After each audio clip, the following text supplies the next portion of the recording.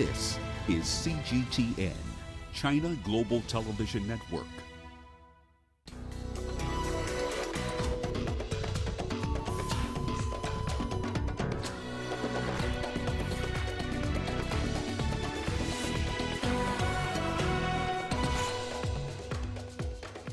More countries limit flights from Southern Africa as new coronavirus variant spreads around the world.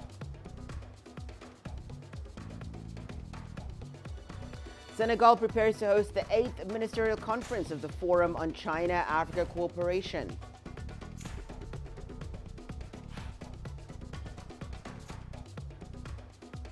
And demonstrators demand safe passes for refugees following the drowning of 27 people in the English Channel. Hello and welcome. You're watching Africa Live. We're coming to live from Nairobi. I'm Hannah Viviers. Here are more stories making headlines. In sport, Morocco out to defend FIFA Arab Cup title in Qatar as tournament kicks off on Tuesday. Well, more countries are imposing restrictions as concerns mount over the newly identified COVID variant. Saudi Arabia has added 7 more African countries to its travel ban. The United States, Europe, and South Korea are among those limiting travel from Southern Africa. Israel has banned the entry of all foreigners. It comes as more nations are detecting the Omicron variant. Australia reported its first 2 cases in Sydney. Great Britain, Germany, Italy, and the Czech Republic found cases of the variant on Saturday. There are worries that travel bans will further hurt tourism. Oil prices also saw their biggest single-day slump since the early days of the outbreak. Well, people in South Africa could be faced with stricter COVID-19 restrictions, according to local media. The speculation comes on the back of the detection of a new COVID-19 variant now being called Omicron. President Cyril Ramaphosa is set to address the nation on Sunday evening following his meeting with the country's Coronavirus Command Council. Travelers have this weekend been lining up at airports to exit South Africa. This after countries impose flight restrictions from various Southern African countries. Many require their citizens who have traveled to red-listed countries to test and quarantine upon arrival. Well, CGTN's Angelo Coppola has more on this new development. He's currently in Angola's capital, Luanda. Hi there, Angelo. More countries banning travelers from South Africa. How are authorities in South Africa responding to this new variant, and how likely is it that they could see another lockdown in the country?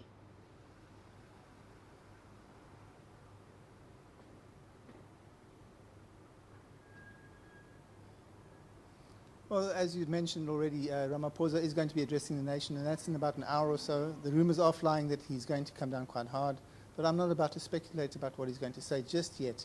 But it's considered important enough and urgent enough for Ramaphosa to have convened his command council a day early. So that happened yesterday. He consulted with many structures that he normally consults with before he comes on air. And he said that many times before that he relies on the science and local scientists for guidance in terms of what they decide to do. Analysts and business groups are, of course, hoping that he keeps his word. Meanwhile, the WHO says in a statement just released that it stands by Southern African nations and calls for borders to remain open. In a statement, it also called for the countries to follow the science. The WHO has commended, in fact, South Africa and Botswana for the speed and transparency in making the announcement around that new variant. That statement hasn't helped stem the tide of countries suspending flights to Southern African countries, unfortunately, Hannah. Angela, we've also seen reports of many people being stranded in airports after airlines canceled those flights. How bad is the situation?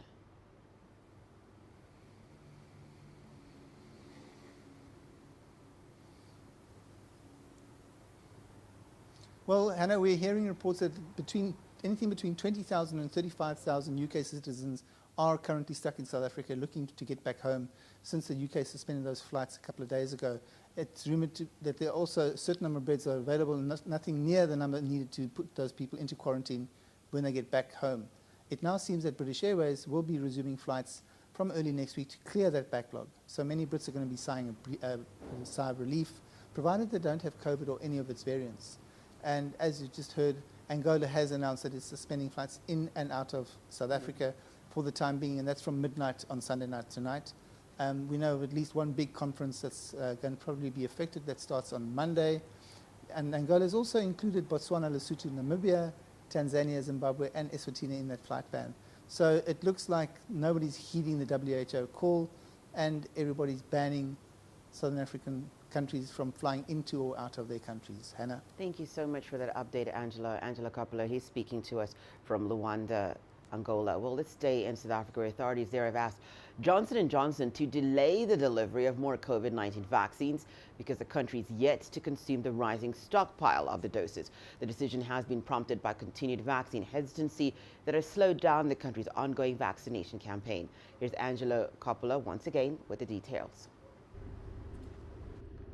Previously, the South African government's program to inoculate people had been slowed by insufficient doses, a case of too many arms and not enough doses. But that's changed recently. We have around 150 days worth of stock. That's across both Pfizer and Johnson & Johnson. We've had a leveling off, quite a significant leveling off of the daily vaccination rates. We're averaging anywhere between 110 to 120,000 vaccines a day. Of course, at peak, we were doing between 250 and 280,000 a day. Health authorities realized they had a challenge on their hands. They're now establishing sites close to high-density population areas and incentivizing vaccinations. The reality is that COVID doesn't really feature right at the top of their list of things to worry about. In the context of crime, other health conditions such as HIV, just some of the challenges of day-to-day living, it just doesn't loom large. And I think that is one of the biggest problems in South Africa, as opposed to what we might call vaccine hesitancy. The announcement of the discovery of a new variant might, however, lead to more people seeking vaccines. I'm hopeful that a new variant, which is seemingly more contagious than the Delta variant, will rekindle demand again in South Africa so that we can start using this excess supply that we've got. Of course, the risk with excess supply, Angela, is if you don't use these vaccines, they do have a shelf life. The priority is to get more of the older people to get inoculated, as they're the ones most at risk. Incentives like giving people grocery vouchers have had some success. Just today, we're launching a lucky draw of prizes worth a considerable amount of money, 100,000 Rand. That's $8,000 to $9,000 to try and get people to come forward for vaccination. While vaccine hesitancy has been an issue in South Africa, it's unclear what the latest variant's appearance is going to do to that hesitancy level, whether it's going to bring it down or increase it. I'm Angelo Coppola for CGTN in Johannesburg, South Africa. Well, the Africa Centers for Disease Control and Prevention headquarters is under construction in the Ethiopian capital of Addis Ababa. It is now close to 50% complete. On Friday, a topping out ceremony was held at the construction site in the presence of the Chinese ambassador to the AU, African Union officials, and Ethiopian authorities. Here's CGTN's Kiram Jala with more.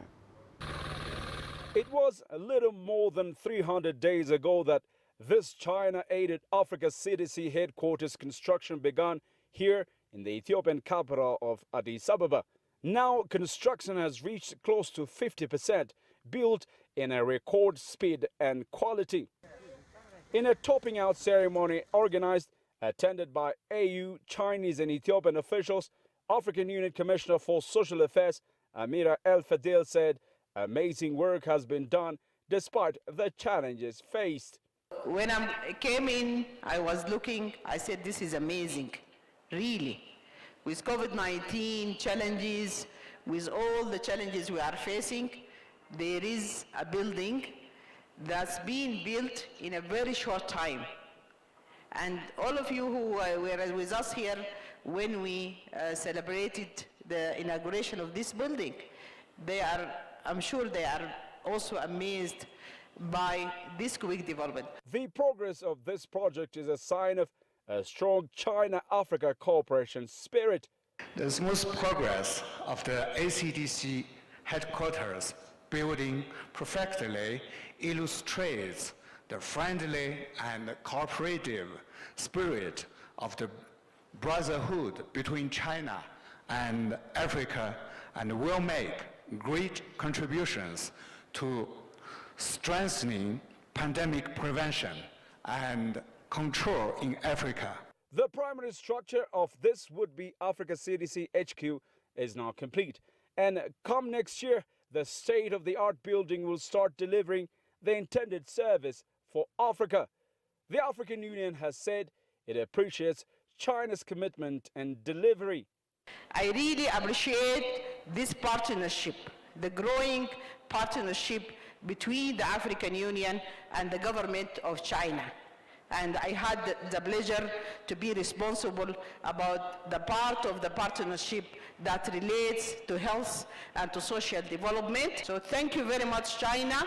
Thank you very much to the people and the government of China for this commitment to Africa, for being reliable in your commitment to Africa, for delivering in this joint partnership. When fully completed, the Africa CDC headquarters will house offices, laboratories, research facilities, as well as residential buildings. Already, the China-Africa partnership, more particularly in the health sector, is surpassing expectations by some. From the delivery of COVID-19 related consignments, sending experts as well as millions of doses of vaccines to Africa, China has laid the strongest foundation for Africa to tackle future health challenge through the building of Africa CDC headquarters. Grumtala CGTN, Addis Ababa, Ethiopia. Well, the 8th Ministerial Conference of the Forum on China-Africa Cooperation is set to kick off in Senegal's capital, Dakar. Chinese President Xi Jinping is expected to deliver the keynote speech via video link. The two-day conference will begin on Monday. A gathering will also be held among entrepreneurs. For the first time, the two sides are expected to issue a joint declaration on fighting climate change. FOCAC is comprised of 55 members, including 53 African countries, China, the African Union Commission. Well, let's now cross over to Nick Mudimba, who is in Dakar. Hi there, Nick. Preparations have been going on for the meeting. What's the latest from Dakar?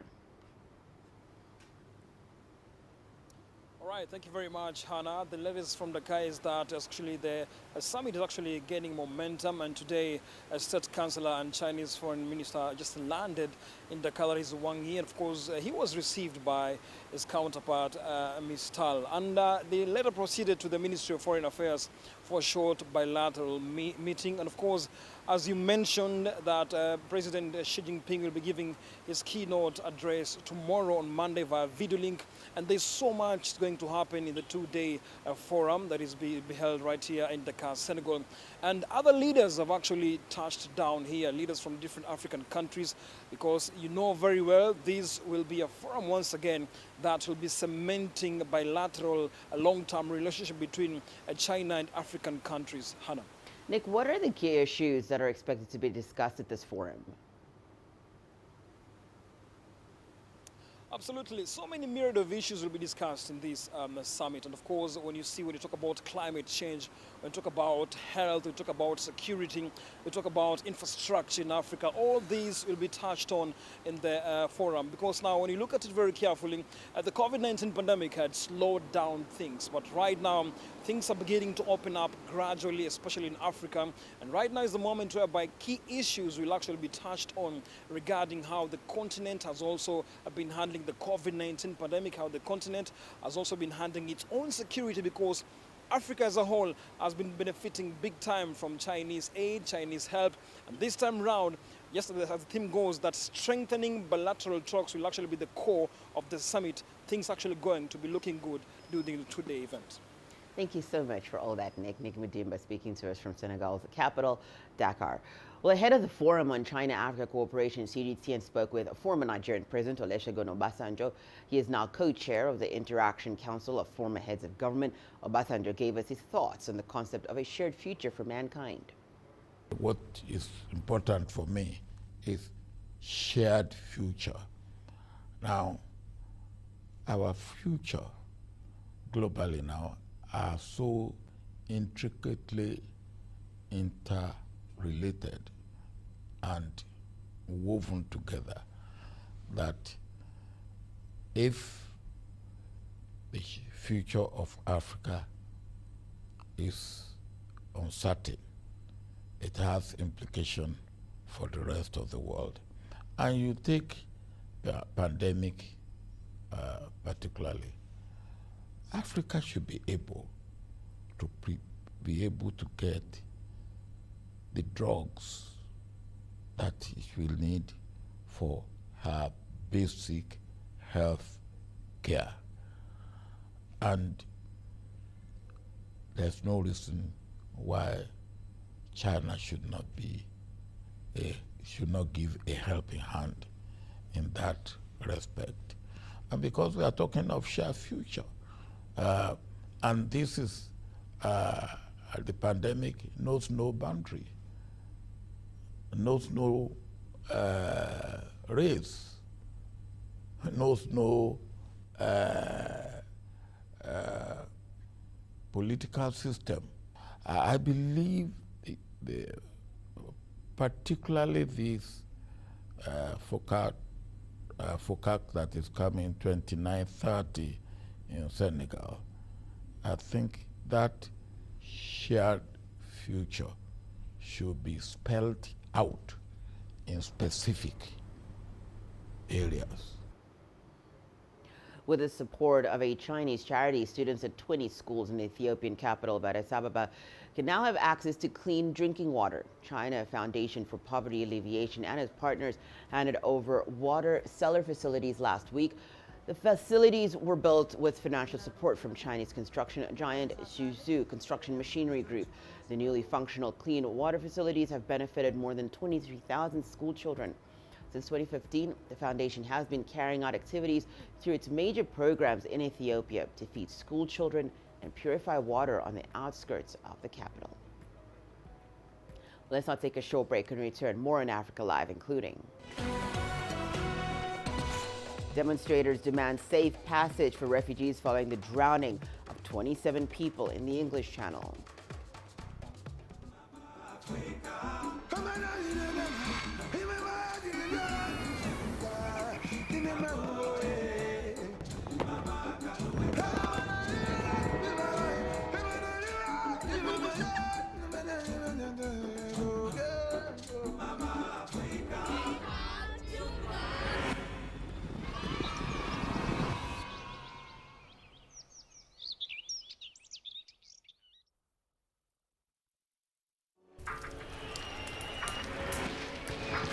This is it. I'm just about to be shot.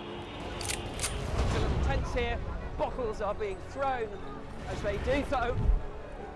There are about 3 critical bridges here in Malawi. That's one of them. We're going to cross that bridge. As you can see behind me, police forces who are replying with gas. Gas just came in. Tear gas, so it's all begun now. Divisions leading the charge into West Mosul have brought us here. Just got to be careful here with some gunshots. This is where most of the fighting has been concentrated. This is the front line now after 9 days of fighting. We're about 2 to 3 kilometers from within the front clear line. view of this front line position.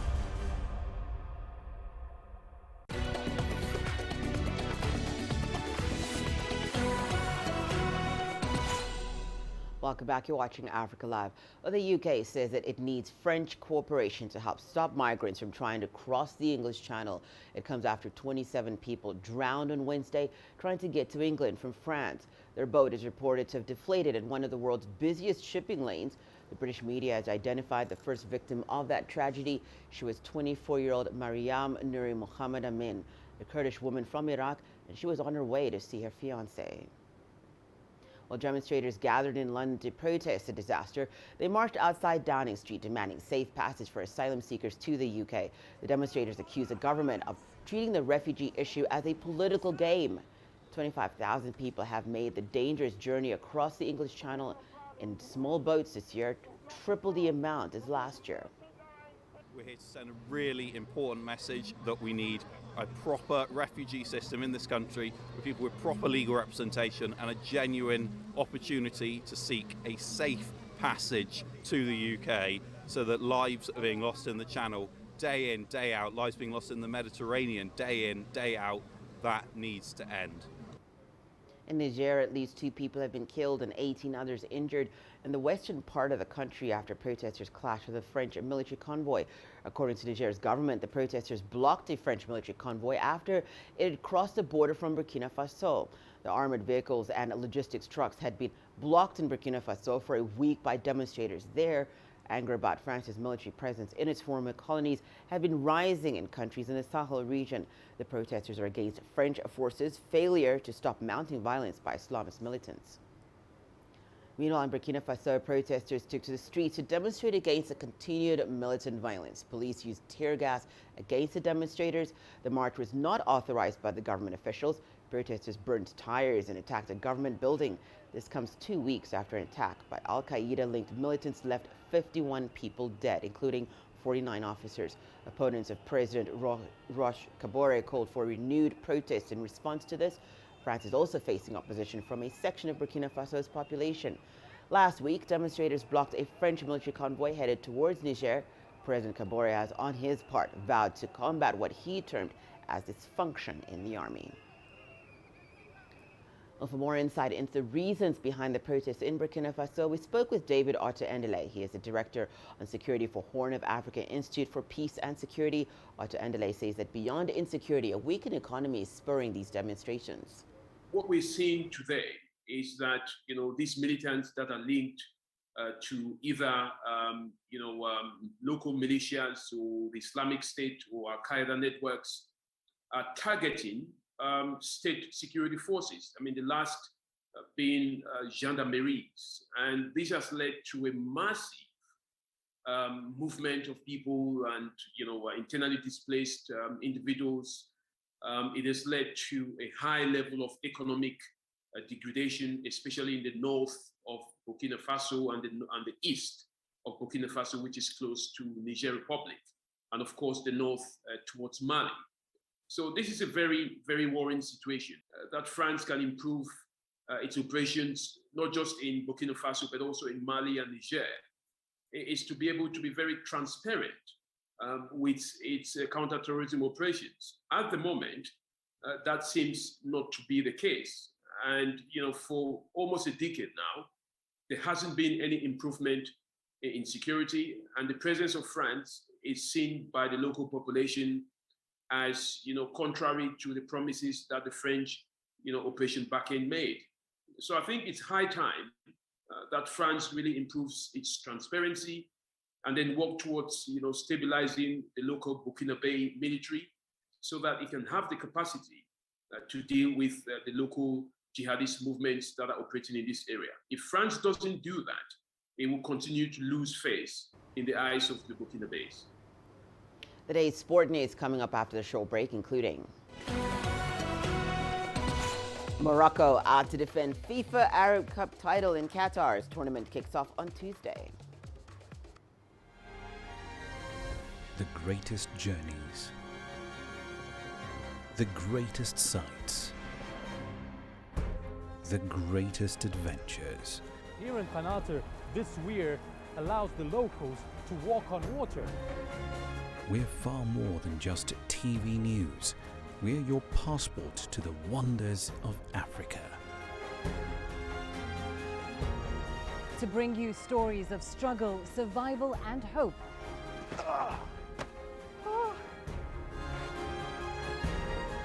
So let's explore.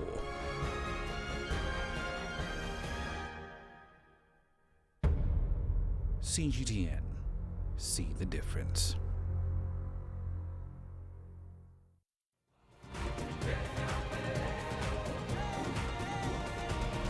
Africa Live. Find your voice.